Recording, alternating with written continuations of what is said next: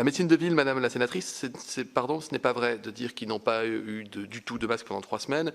Quand je suis arrivé au ministère et que l'épidémie a commencé, j'ai fait déstocker immédiatement 15 millions de masques en direction des officines, des pharmacies d'officine que je remercie pour leur rôle majeur dans la gestion de cette crise. Puis 10 millions supplémentaires. Nous sommes ensuite montés à 30 millions de déstockage hebdomadaire et ensuite à 100 millions, incluant cette fois-ci évidemment les hôpitaux, vu la quantité.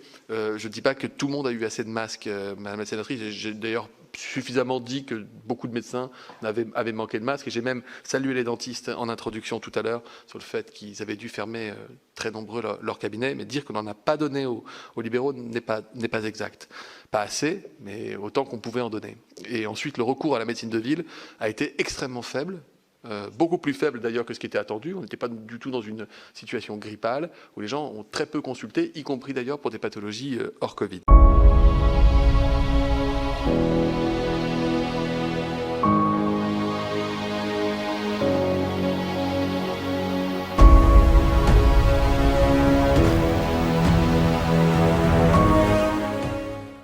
Les cabinets, ils ont dû les fermer pour beaucoup d'entre eux parce qu'ils n'avaient pas d'équipement de protection, parce que les patients allaient beaucoup à l'hôpital et consultaient moins, etc.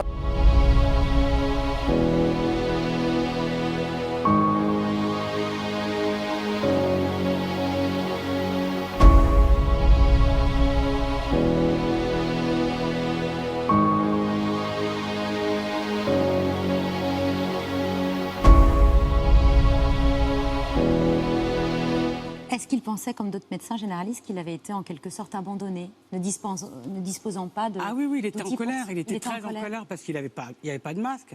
Il n'y avait aucun masque chirurgicaux et il n'y avait pas de FFP2, alors qu'on lui envoyait des mails tous les jours, pratiquement, en disant...